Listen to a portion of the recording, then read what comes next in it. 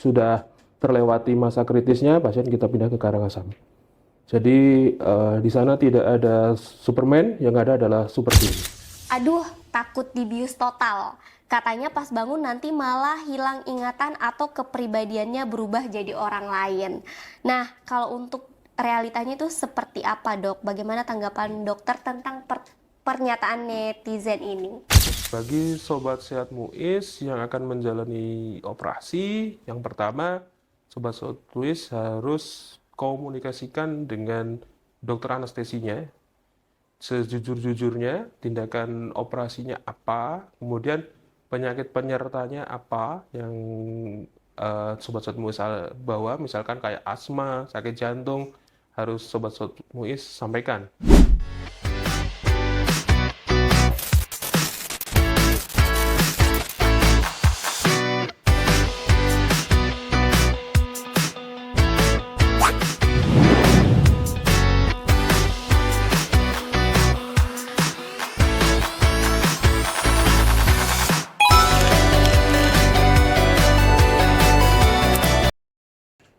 Assalamualaikum warahmatullahi wabarakatuh. Waalaikumsalam. Halo Sobat Sehat Muiz semua, kembali lagi di Muiz Talks, podcast resmi Rumah Sakit Umum Daerah Ince Abdul Muiz Samarinda yang akan membahas seputar kesehatan, pelayanan, dan edukasi untuk masyarakat.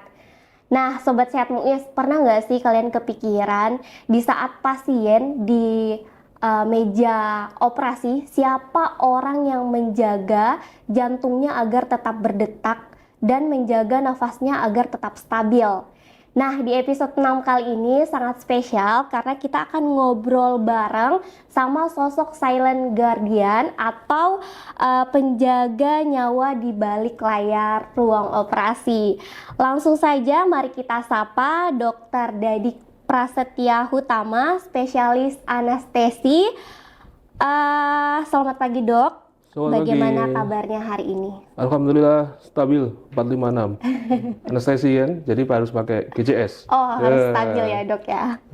Oke, Dok. Kalau nggak salah tadi spesialis anestesi Dan terapi intensif. dan terapi intensif. Ya, jadi ada pembaruan penyebutan gelar dari Kemenkes. Jadi kalau dulu terkenal dengan SPAN saja, tapi sekarang ada SPAN TI. Oh, SPANTI. Itu baru diupdate ya, Dok ya? Kurang lebih 2-3 tahun yang lalu. 2-3 tahun Iya. lalu.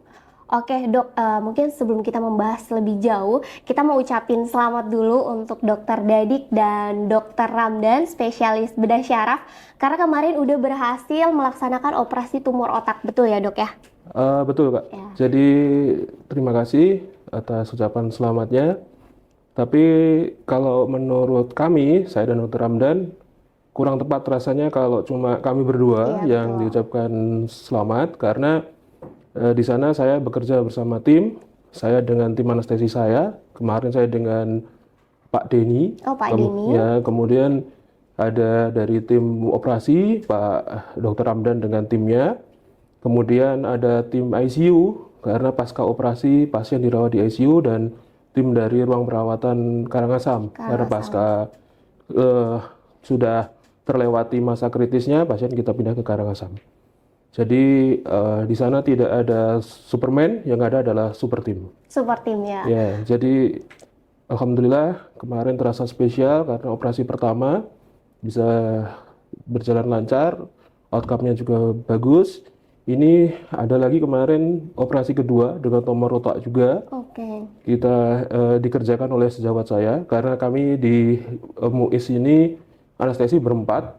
Ada Dokter Cecep, Dokter Rahmat, Dokter Hasanuddin, kemudian saya. Dokter Dadik sendiri. Ya, jadi kemarin dengan sejawat yang lain, alhamdulillah outcome-nya juga bagus.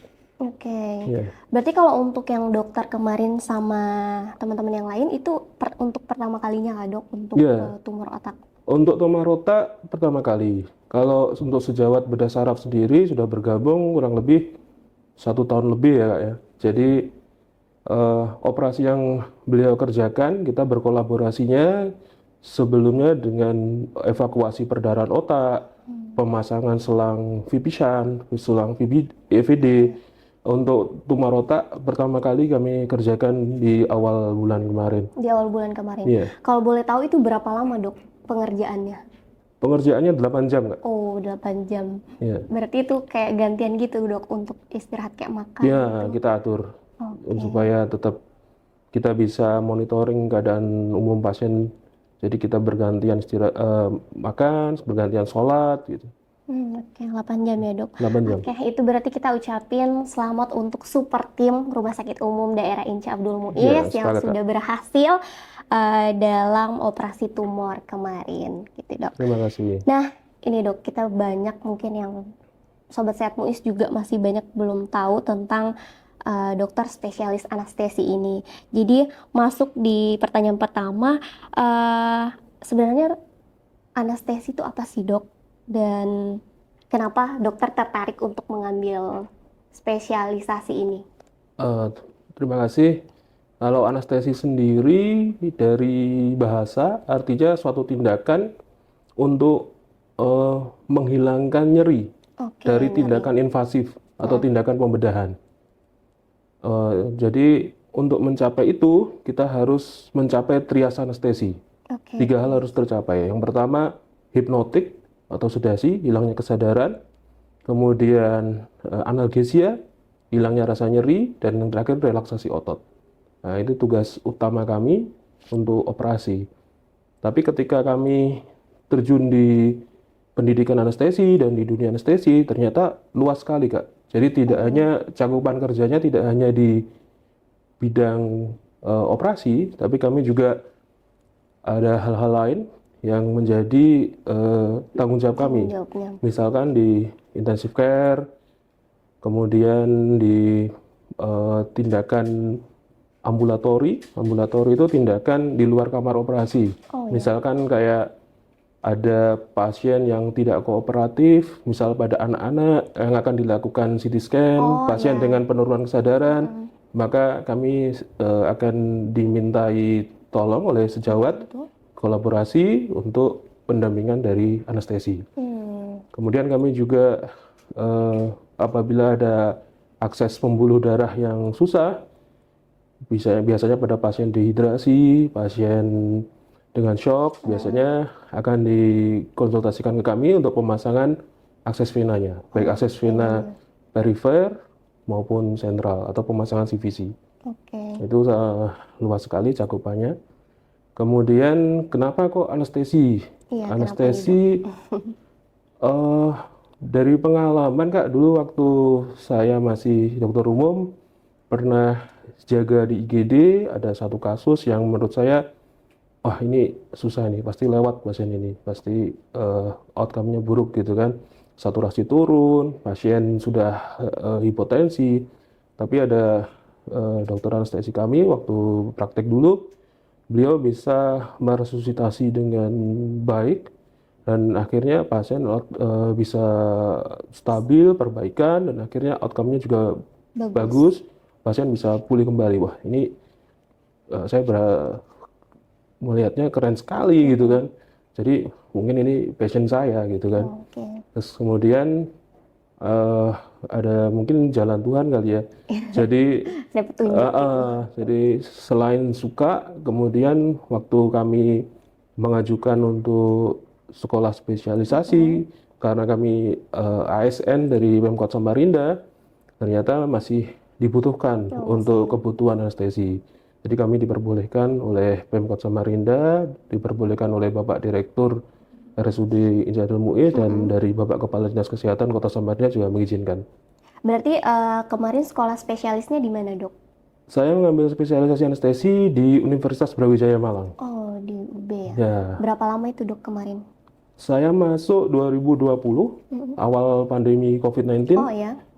Januari 2020, saya selesai di bulan Maret 2024. Maret 2024, kemudian saya selesai ujian nasional Maret 2024, kemudian pengurusan wisuda dan lain sebagainya, pengurusan mutasi, karena kami dulu di ASN dokter umumnya di Puskesmas Makroman, Kak.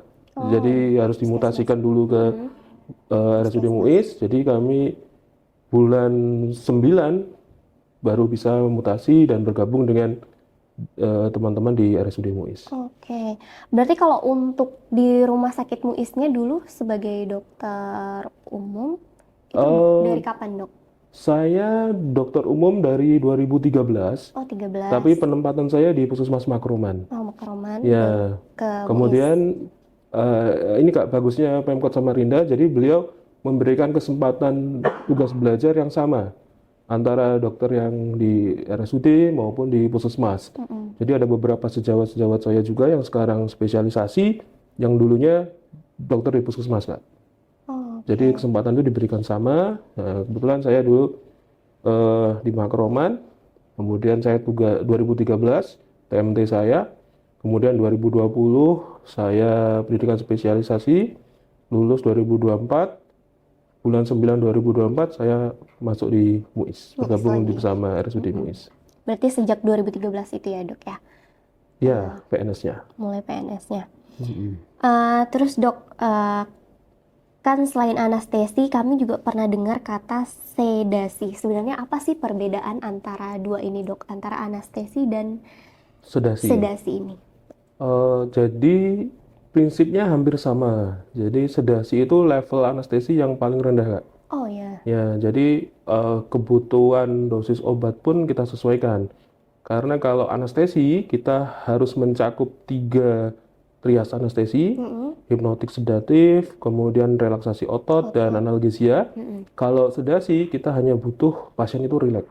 Oh, Itu. jadi Jadi nggak perlu 3 tadi dok. nggak perlu 3, Kak, karena tidak ada tindakan invasifnya. Misalnya sedasi itu digunakan eh ini kalau ada pendampingan CT scan. Oh, pendampingan Jadi ya scan. pada pasien-pasien yang dalam tanda kutip kurang kooperatif, misalnya pada pasien anak-anak yang dimana masuk mesin CT scan pasti takut Iya kan. takut. Sementara dari radiografer, dari dokter radiologi menginginkan pasien itu tenang supaya bisa eh, hasilnya terlihat jelas gitu ya. Jadi maka butuh pendampingan dari dokter anestesi. Terus ini juga sebentar lagi kita akan buka unit cath lab. Nah, nanti mungkin kalau ada pasien-pasien yang takut atau kurang kooperatif waktu dilakukan tindakan kateterisasi, Mm-mm. kita bisa Sedasi berkolaborasi memberikan sedasi kepada pasien. Oke, berarti dok untuk peran dan tanggung jawab dokter anestesi terkait dalam pembiusan itu pada tindakan operasi itu seperti apa aja dok untuk peran dan tanggung jawabnya? Dan biasanya itu berkolaborasi sama dokter apa aja? Baik Kak, jadi kalau peran tanggung jawab dokter anestesi ketika operasi itu sebenarnya kita namakan perioperatif ya. Tanggung jawabnya perioperatif. Perioperatif itu ada 3 macam Kak. Preoperatif atau sebelum operasi, Sebelum durante operasi ketika operasi operasi, sedang dan berlangsung. post operasi pasca operasi. Oke. Jadi kalau preoperasi kita biasanya setelah kita mendapatkan konsultasi dari sejawat, kita akan melakukan asesmen pre-anestesi. Jadi kita akan visite ke pasien, kita tanya penyakit yang menyebabkan beliau ini dilakukan tindakan operasi apa, kemudian apakah ada penyakit penyerta, apakah ada alergi obat, dan lain sebagainya. Kita gali, kita anamnesis, kemudian kita lihat pemeriksaan penunjangnya, misalkan laboratoriumnya, EKG-nya. Jadi kita siapkan supaya pasien itu optimal ketika akan dilakukan tindakan operasi. Operasi. Yang kedua, durante operasi, tentunya tindakan pada waktu pasien akan dilakukan operasi, Kak. Jadi kita siapkan baik obat-obat anestesi sendiri maupun obat emergensi, kemudian peralatan-peralatan anestesi kita siapkan. Kemudian ketika pasien sudah siap, kita masukkan kamar operasi, kita lakukan tindakan anestesi, kita kerjakan tindakan anestesi sesuai dengan pertimbangan kita. Misalkan operasi di bagian tubuh bagian bawah, kita biasanya akan gunakan tindakan anestesi separuh badan atau spinal, atau melakukan tindakan operasi umum. Kemudian yang ketiga adalah pasca operasi atau pos operasi, kita bertanggung jawab atas kondisi pasien pasca operasi setidaknya 1 kali 24 jam. Oh, oke. Kita harus tetap monitoring apakah ada efek samping dari tindakan anestesi kita atau tidak. Malah pada beberapa pasien yang kondisi umumnya tidak terlalu bagus dan perlu dirawat di ICU, maka kita harus tetap follow up sampai pasien itu stabil. Mau sampai stabil ya. Ya, Berarti nggak cuman pada saat operasi. tidak cuma pada Dok, saat operasi. tapi sebelum, saat operasi dan dan sesudah sesudah. operasi. Oke. Nah, Dok, biasanya kan kalau misalnya orang mau operasi sangat banyak kita temui, pasti mereka tuh puasa dulu, Dok. Nah, itu kenapa sih, Dok, harus puasa sebelum melakukan operasi? Puasa sebelum melakukan operasi karena tujuannya adalah supaya lambung pasien itu kosong, Kak. Oke. Ya, kenapa kok lambung itu kosong? Karena ketika Anda dilakukan tindakan anestesi, maka semua refleks-refleks tubuh Anda akan ditumpulkan atau hilang. Refleks batuk dan lain sebagainya akan hilang. Jadi ketika di lambung itu ada isi lambung, maka takutnya akan terjadi naik ke atas, bisa terjadi muntahan. Yang ditakutkan adalah bisa masuk ke saluran nafas Oh, iya, atau betul. aspirasi. Itu yang berbahaya. Berarti itu hukumnya wajib. Wajib, Kak. puasa. Jadi harus puasa. Puasanya pun nggak boleh lama-lama. Jadi berapa puasanya cukup 6 jam makanan padat dan 2 jam untuk makanan cair atau clean water. Biasanya 2 jam masih kita perbolehkan. Masih boleh ya. Malah pada metode anestesi ERAX 2 jam sebelum operasi kita sarankan untuk pemberian teh manis, air manis gitu seperti itu, Kak. Kalau lama bisa terjadi dehidrasi, pasien nggak nyaman dan itu malah berbahaya bagi pasien. Oke, berarti tadi memang hukumnya wajib untuk berpuasa. Wajib, baik itu operasi umum atau general anestesi maupun operasi separuh badan wajib untuk puasa. Oke. Karena kalau operasi separuh badan, maka backup anestesinya adalah bius umum. Oh, bius umum. Ya, kan terkadang misalkan kita melakukan anestesi pasti ada resiko gagal blok atau prolong dari tindakan operasi. Nah, untuk mengantisipasi itu maka kita akan convert ke bius total. Oke. Berarti untuk perbedaan biusnya juga ada ya, Dok ya? Iya, ada. Nggak semuanya bius total. Enggak semuanya bius total. Dok, sama satu lagi, kenapa di ruang operasi itu harus dingin? Kan kayak harusnya hangat biar pasien Iya, jadi tetap nyaman gitu. betul, Kak. Jadi untuk kamar operasi memang udaranya harus dingin karena memang di negara kita, negara tropis, kelembapannya tinggi, Kak. Oke. Untuk menurunkan kelembapan, syukur-syukur bisa sampai 50% atau 40%, maka udara harus didinginkan atau di humidifier. Kenapa kok supaya harus kering? Supaya tidak timbul penyakit-penyakit bersarang di situ, jamur, kuman dan lain sebagainya. Jadi resiko infeksinya bisa kita tekan. Jadi bukan harus dingin, tapi harus dalam lingkungan yang kering. Oh, kering. Ya, mungkin dari sobat sehat MUIS yang pernah menjalankan operasi di luar negeri, mungkin pengaturan kamar operasinya berbeda dengan negara di iklim tropis. Jadi kalau iklim tropis supaya kelembapannya nggak tinggi, maka didinginkan ruangannya. Supaya tetap kering lagi ya, Dok ya.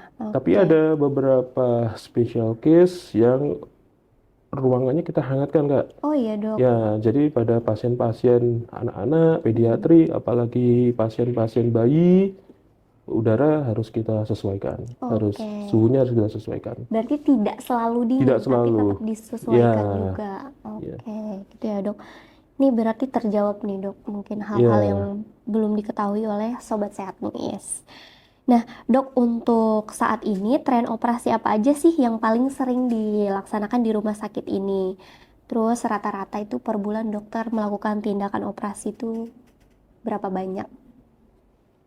Kalau tren operasi di rumah sakit kita, alhamdulillah meningkat, Kak ya. Jadi sesuai dengan data dari kepala ruangan kamar operasi dan tim, saya tanya sekitar 300-an operasi per bulan. Per bulan? Per bulan sebanyak itu, Dok? Sudah 300-an.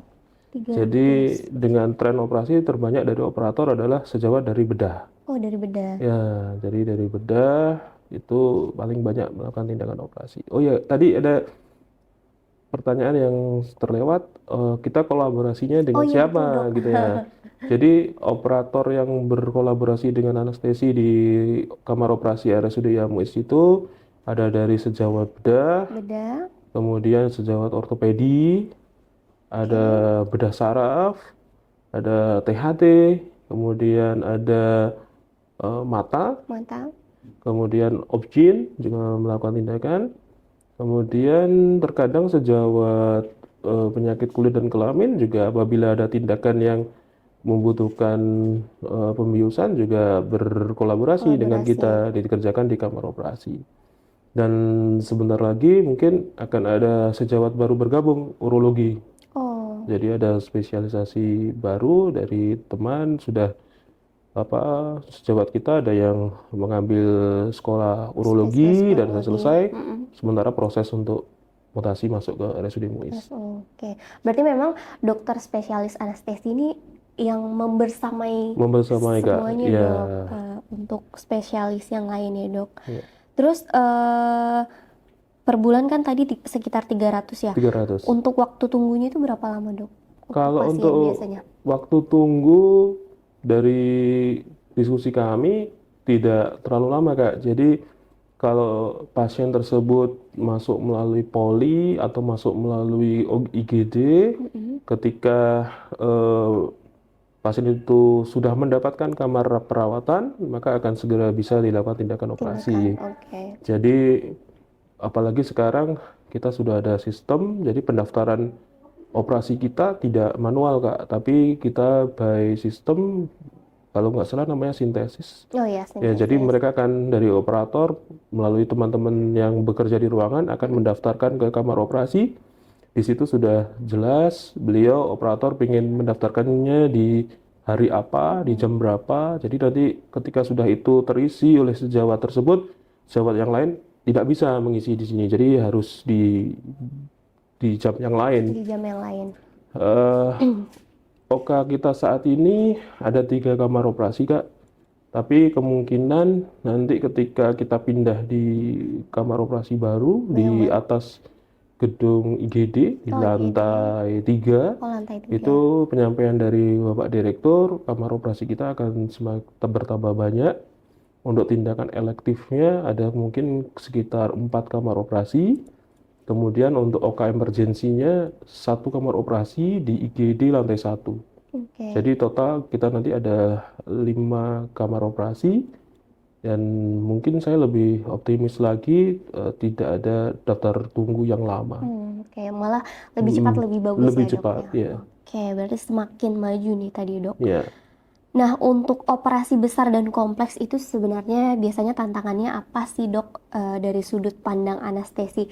Dan ada nggak sih dok mungkin satu kasus yang berkesan bagi dokter selama bekerja di Rumah Sakit Abdul Muiz ini? Kalau penyakit, mohon maaf, operasi yang kompleks tentu Misal kita angkat kemarin ya, yang tumor otak dok. tumor otak ya. Jadi tantangannya adalah kita harus menjaga pasien ini sefisiologis mungkin Kak. Gimana? Baik itu nadi, kemudian ada tekanan darah, suhu, kemudian sampai, mohon maaf, urinnya pun harus kita pantau. Oh, Apabila pasien ini nggak keluar kencing, kita akan melakukan tindakan. Jadi kita akan memfisiologiskan sefisiologis mungkin pasien ini. Tantangannya seperti itu. Kemudian tantangan berikutnya adalah kita harus bisa memfasilitasi dari kepentingan operasi. Jadi ketika misal contoh kayak operasi otak, maka kita harus bisa memfasilitasi otak itu di kranium atau di tengkorak tekanannya nggak tinggi. Jadi kita harus jaga sebaik mungkin supaya tidak bulging atau menonjol. Kalau otaknya bulging atau menonjol, maka operator akan kesulitan. Kemudian contoh lain, misalkan sejawat kita yang menggunakan mikroskop, ada sejawat dari THT biasanya dengan minimal insisi dan menggunakan mikroskop, maka dia ada kepentingan lapang pandangnya harus clear, harus tidak ada banyak darah. Jadi kita harus bisa memfasilitasi itu. Bagaimana caranya supaya tekanan darahnya tidak tinggi, tekanan darahnya kita stabil. turunkan, tapi tetap dalam fungsi yang fisiologis supaya perdarahannya nggak banyak. Kalau perdarahannya nggak banyak, maka eh, operator bisa bekerja dengan baik. Tantangannya seperti itu. Harus bisa menjaga fungsi tubuh dengan baik, tetapi kita harus bisa memfasilitasi dari tindakan dari operator. Agak ngeri ya dok kalau Iya. misalnya dari bayangan kita terkait tumor otak kemarin. Kan Iya. berarti kepalanya dibuka ya dok? Iya, jadi tantangannya kalau tumor otak kemarin yang saya kerjakan maupun yang sejawat saya kerjakan, Heeh. modalnya itu modal kesadarannya bagus Kak. Jadi pasien itu sadar sempurna, diajak ngobrol nyambung dan lain sebagainya. GCS-nya kalau saya di awal kita bicara GCS-nya 456. Nah, pasien yang saya kerjakan ini hanya dengan keluhan kelemahan anggota gerak bagian kiri dan riwayat kejang. Oh, riwayat Nah, kejang. setelah dilakukan CT scan kepala oleh sejawat dokter jaga di IGD, didapatkan tumor otak. Tantangan kita adalah bagaimana modalnya itu tetap setelah operasi harus tetap 456, harus tetap kembali gitu. Nggak boleh didapatkan defisit neurologis. Kemudian kalau bisa keluhannya hilang. Ya keluhannya. Ya, alhamdulillah atas bantuan Allah, kelemahan anggota geraknya tidak didapatkan lagi. Jadi semua anggota geraknya bisa digerakkan. Jadi waktu itu kita pembiusan, kemudian dibuka kulit kepalanya oleh sejawat Dr. Ramdan, kemudian tengkoraknya juga dibuka, selubung otaknya dibuka, kemudian baru diambil tumornya. Seperti itu. Oke, agak ngeri-ngeri sedap gitu dok. Ya. Saya agak salfok sama 456 apa tadi dok? GCS Kak. Ya. Jadi penilaian kesadaran secara internasional dari semua dimanapun kita pakai GCS atau GCS. Glasgow Coma Scale. Jadi penilaiannya ada 3 parameter. Jadi pertama adalah E atau I, itu poin tertinggi 4. Jadi kayak saya sama kakak kalau berdiskusi mata kita nyambung gitu ngobrol, Oke. itu nilainya 4. Kalau 5 itu verbal, diajak ngomong itu nyambung. 6 itu movement atau gerak, bisa bergerak sesuai perintah itu 6. Jadi pada pasien yang kesadaran menurun biasanya nggak sampai 456. Oh itu tadi kenapa 456 ya dok ya? 456. Jadi salamnya anestesi. Gimana kabar? 456 gitu. Oke mantap luar biasa. Ada salamnya anestesi 456. 456. Nah, Sobat Sehat MUIS seru banget ya karena kita sudah mendengar cerita di balik layar ruang operasi nih. Untuk Sobat Sehat MUIS yang penasaran, tahan dulu karena setelah ini kita akan masuk ke segmen 2 di mana dokter versus netizen. Kita akan membahas seputar mitos dan faktanya. Oleh karena itu jangan kemana-mana, tetap di MUIS Talks.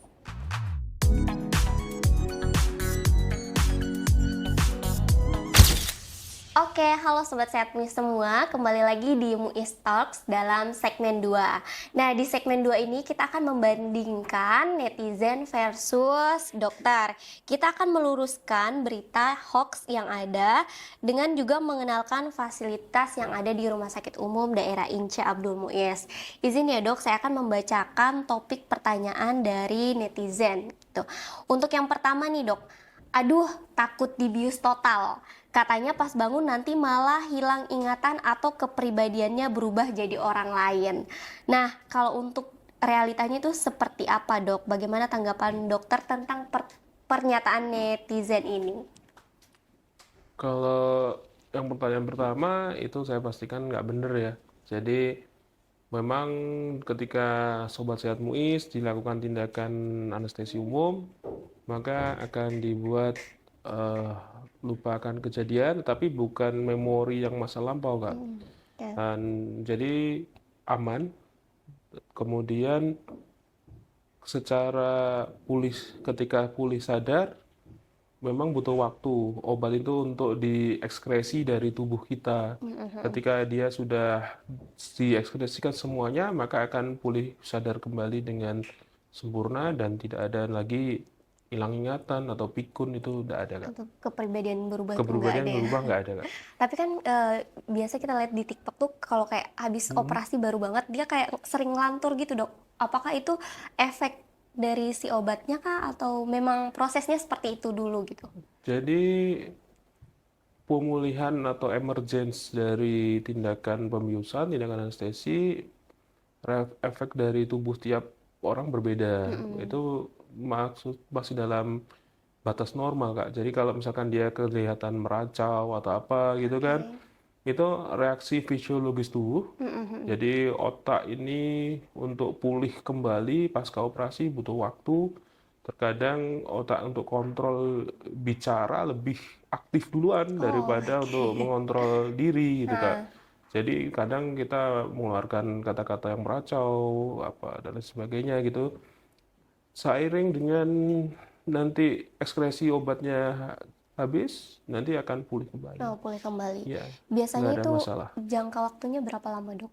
Jangka waktu kalau tidak ada penyakit Masa? penyerta yang mendasari, mungkin dalam 15-30 menit lah maksimal, pasien sudah sehat kembali, Oh pulih iya. kembali. Karena kita akan lakukan pemantauan ketat, Kak. Pasca operasi, pasien setelah tindakan operasi selesai, pasien kita sadarkan, kita bangunkan, pasien tidak langsung kita kembalikan ke ruangan. Maka akan kita observasi dulu di ruangan kita, di kamar operasi yang namanya eh, RR. Oh RR. Atau ada yang juga nyebutnya PACU. Jadi recovery room atau PACU, post analgesia care unit. Berarti nggak Jadi langsung. nggak langsung. Di situ kita evaluasi kesadarannya, kita observasi kesadarannya, hemodinamiknya, saturasi oksigennya, gitu. Bagaimana nanti kalau sudah dia kembali normal kembali, baru kita kembalikan ke ruang perawatan. Oke. Sangat menarik dan Iya, ajaib ya sebenarnya dok. iya, Nah itu Sobat Sehat Muis jangan takut kalau misalnya mau dioperasi, jangan takut dibius karena memang pada dasarnya akan tetap kembali normal ya dok kembali ya. normal. Kemudian yang kedua nih dok, kata netizen, pasien gemuk atau obesitas nggak bisa dioperasi di rumah sakit karena biusnya akan susah. Nah bagaimana nih dok terhadap pernyataan ini? Bagaimana fakta medis yang sebenarnya? Faktor medisnya sebenarnya bisa, jadi pasien dengan kondisi tertentu, kondisi ekstrim yang kita menyebutnya pasien obesitas grade 1, grade 2, ataupun morbid obes, itu tetap dilakukan tindakan pembiusan. Cuma resikonya lebih tinggi dan tingkat kesusahannya lebih tinggi. Tapi selama ini kita tetap bisa Tetap kerjakan Kak bisa di aja. RSUD Muis Kak. Jadi tidak ada masalah dengan pasien dengan comorbid obes, tetap bisa kita kerjakan. Oke, itu tadi Sobat Sehat Muis. Kemudian masuk ke yang ketiga dok. Lansia dilarang dibius total, hanya boleh bius lokal saja. Ini gimana nih dok? Eh, tidak tidak sepenuhnya benar Kak ya. Jadi kita tergantung dari tindakan operasinya. Kalau misalkan tindakan operasinya, misalkan tindakan yang cukup lokal, misalkan cantengan atau paronychia, mungkin kita bisa bantu dengan bius lokal. Tapi kalau pada tindakan operasi yang kompleks, misalkan kayak eksplorasi laparotomi, pasien yang tidak bisa buang air besar, kita perlu eksplorasi laparotomi, maka tindakannya pun ya bius total. Oke. Jadi misalkan pada pasien kraniektomi, pengambilan perdarahan di otak, ya harus bius total. Semua pasien bisa dibius. Tidak ada pasien atau tidak ada orang yang tidak bisa dibius. Oke. Ya, jadi mulai dari usia Berapapun.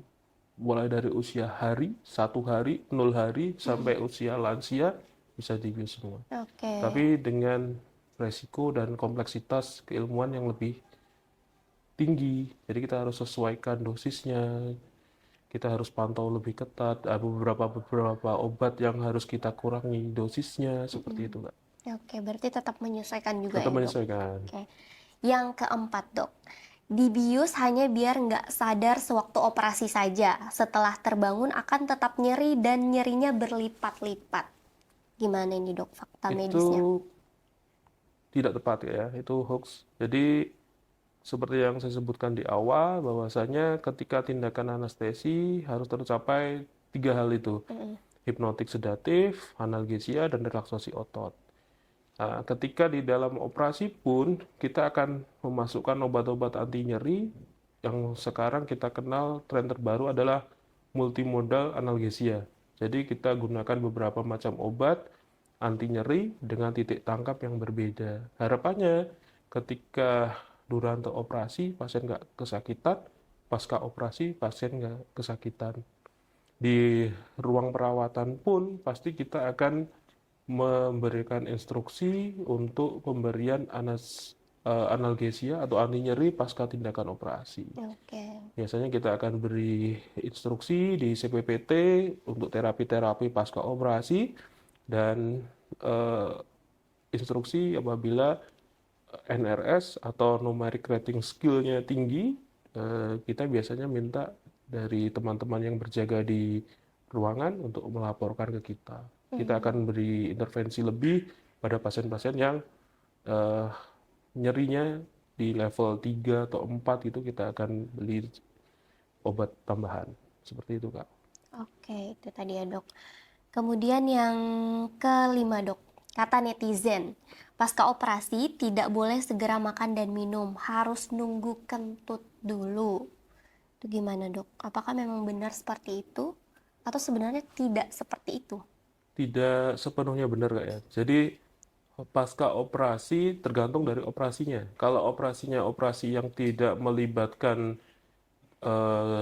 GI tract atau saluran cerna, biasanya ketika mungkin operasi patah tulang atau operasi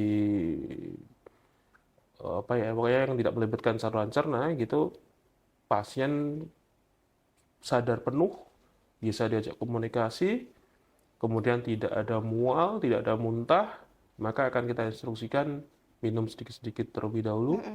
Kalau minum sedikit-sedikit tidak ada masalah, minum lebih banyak. Kalau misalkan udah nggak ada masalah juga, minum banyak, nggak ada mual, nggak ada muntah, ya kita perbolehkan untuk mulai makan. Nah, kondisi tertentu, misal pada pasien-pasien bedah yang menjalani eksplorasi laparotomi, misalkan ada segmen usus yang nekrosis atau kehitaman, maka dokter bedah akan melakukan reseksi, Kak. Reseksi itu segmen yang mati, yang kehitaman akan diambil, kemudian akan disambung. Nah, seperti itu biasanya dokter bedah akan menginstruksikan puasa dulu.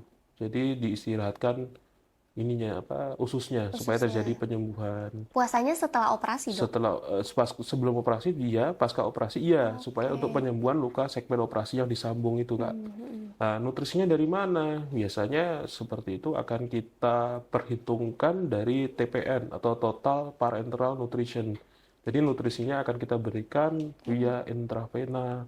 Kita hitung kebutuhan kalori, protein, lemak sesuai berat badan pasien, kita berikan intravena untuk pengganti nutrisinya.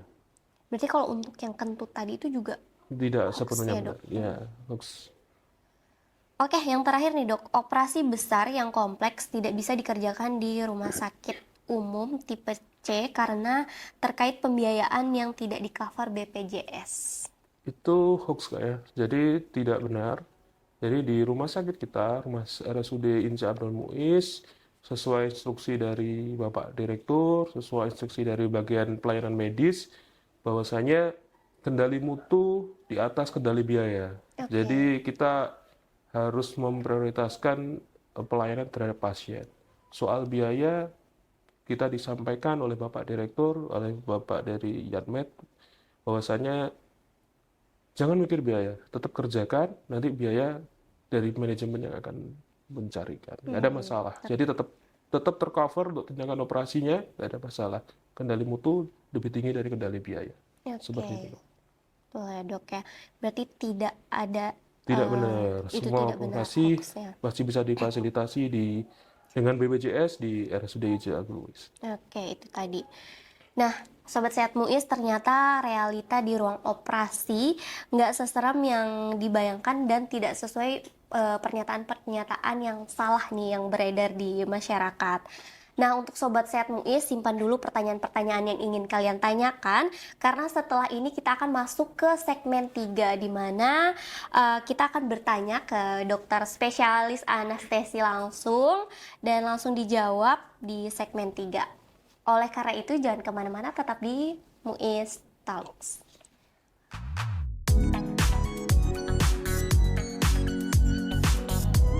Oke, halo Sobat Sehat Muis, kembali lagi di Muis Talks pada segmen ketiga, di mana netizen bertanya, dokter spesialis anestesi menjawab.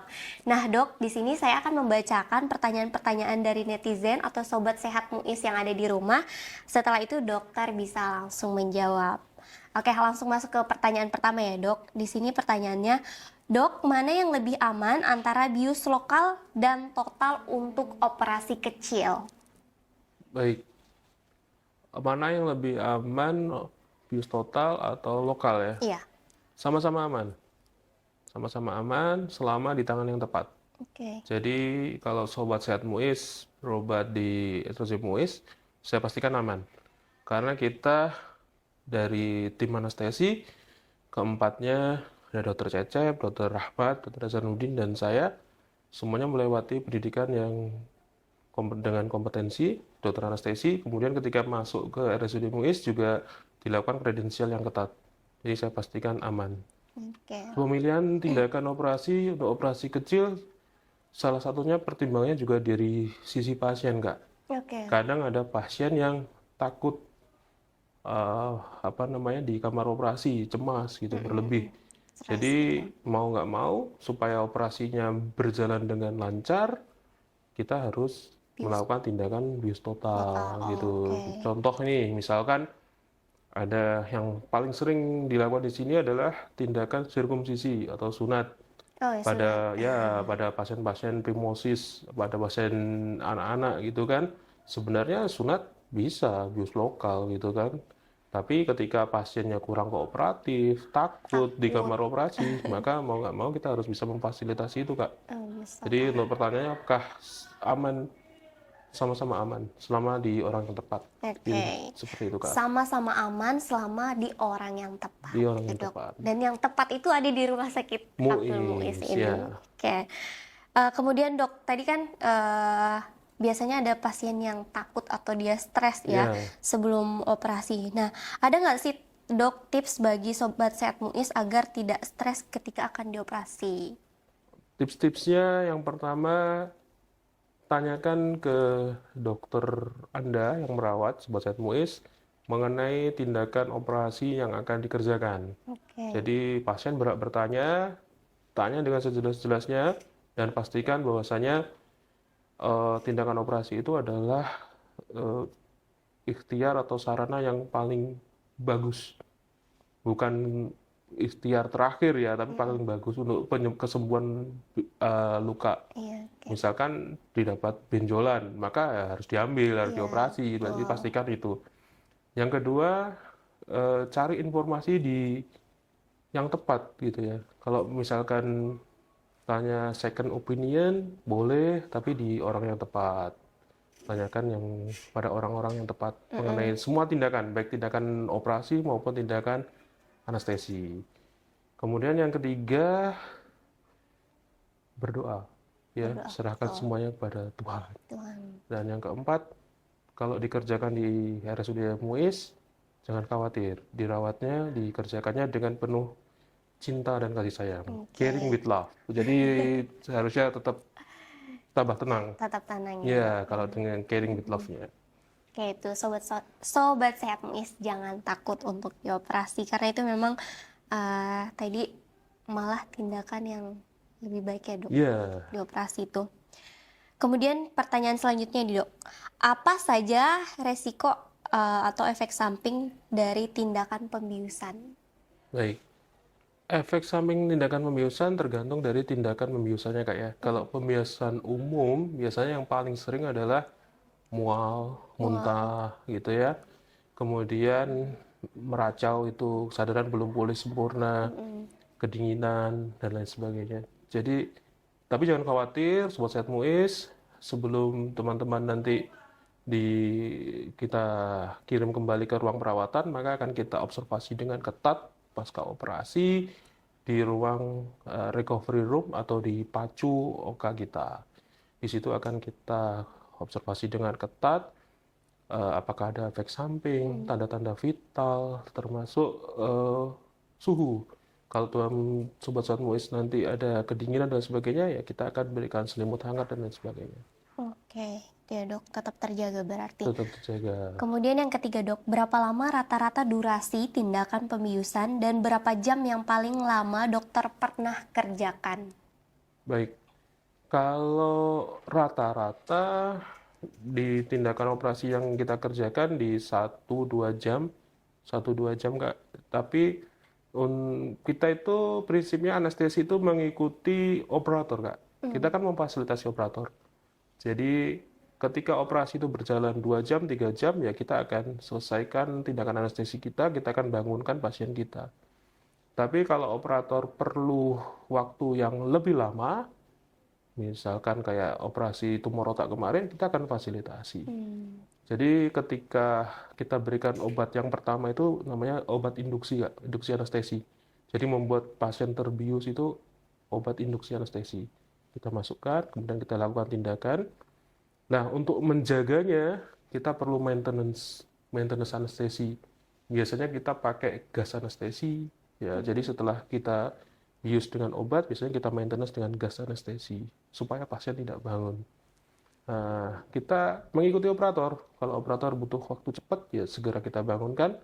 Kalau butuh lama, ya juga kita bisa fasilitasi.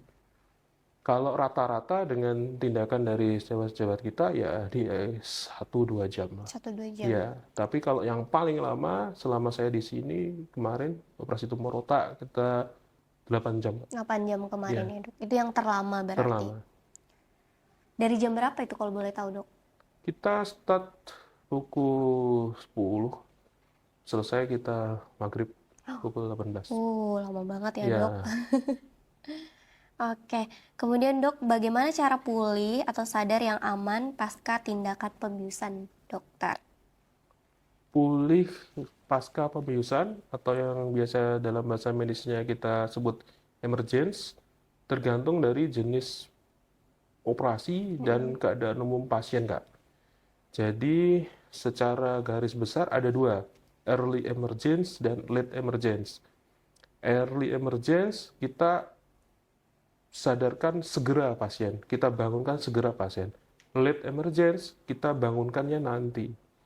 Nah, late itu apa? Pada operasi-operasi besar, dengan perdarahan besar, dengan keadaan umum pasien yang kurang baik, biasanya kita tetap rawat di ICU dengan kondisi pasien masih terintubasi, Kak. Masih terpasang pipa pernapasan. Nanti kita lanjutkan ventilatornya di ICU, sambil kita cek semua lab-lab pasca operasi, kita normalkan. Kalau kondisi bagus, baru kita bangunkan. Nah, kalau early emergence, tergantung dari kondisi pasien. Early emergence ada 2, pasien kita pulihkan dengan sadar penuh, dan pasien yang kita bangunkan tapi belum sadar penuh. Sadar penuhnya biasanya kita menunggu di recovery room. Kalau pasien yang kita sadarkan penuh, biasanya pasien-pasien yang ada operasi di rongga mulut, misalkan kayak operasi amandel. Maka kita harus membuat pasien itu sadar penuh, baru kita bangunkan. Baru kita lepas pipa pernafasannya. Supaya kalau misalkan nanti dia ada muntahan, ada perdarahan, bekuan darah, refleks muntahnya masih tetap terjaga. Jadi ketika ada muntahan, dia tidak tertelan di saluran nafas. Kemudian pasien-pasien obesitas, maka harus sadar penuh baru boleh kita keluarkan dari kamar operasi. Karena resiko snoring atau mengoroknya lebih tinggi daripada pasien yang tidak obes. Kalau pasien-pasien yang lain, biasanya kita fungsi pernapasannya sudah baik, saturasi aman tercapai, segera kita lepas pernapasan, kita tunggu pulih sadar sempurnanya di recovery room. Seperti itu. Jadi menjawab pertanyaan dari netizen tadi, gimana sih cara pembangunan pasien yang baik? Tergantung dari kondisi pasien, jenis operasi pasien, seperti itu. Oke, itu dia tadi dok ya. Kemudian masuk ke pertanyaan terakhir nih dok. Dokter, apakah ada pesan bagi Sobat Sehat Muiz, utamanya bagi yang akan menjalani operasi? Baik. Bagi Sobat Sehat Muiz yang akan menjalani operasi, yang pertama, Sobat Sehat Muiz harus komunikasikan dengan dokter anestesinya, sejujur-jujurnya, tindakan operasinya apa, kemudian penyakit penyertanya apa yang Sobat Sobat Muiz bawa, misalkan kayak asma, sakit jantung, harus Sobat Sobat Muiz sampaikan. Jangan ada yang ditutup-tutupi, karena itu akan berpengaruh pada tindakan pembiusan. Yang kedua, nggak usah stres, konsultasikan ke kami. Yang ketiga, berdoa. Itu pesannya, Kak. Berdoa itu sangat penting ya Sangat dok ya. penting. Kita pasti selalu sebelum melakukan tindakan pembiusan, baik bius total maupun bius paruh badan, bius lokal, kita pasti mengajak pasien berdoa bersama sebelum kita mulai pembiusan. Oke, Seperti di itu. semua operasi. Di semua operasi. Oke, Sobat Sehat Muiz, itu tadi obrolan kita bersama dokter spesialis anestesi. Apa tadi dok? Dan terapi intensif. Dan terapi intensif pada pembahasan kali ini di episode 6. Sebelumnya terima kasih banyak dok Sama-sama, atas Kak. penjelasan dan waktunya untuk Sobat Sehat Muiz semua. Nah, untuk Sobat Sehat Muiz, kalau kalian ada keluhan atau ada pertanyaan, jangan tanya Google terus, tapi langsung tanya aja ke spesialisnya langsung di Rumah Setuju, Sakit Abdul setuju, Muiz ini. Nah, itu tadi episode 6 kita pada hari ini. Sampai bertemu lagi di Muiz Talks episode berikutnya. Kami akhiri, wassalamualaikum warahmatullahi wabarakatuh. Waalaikumsalam. Terima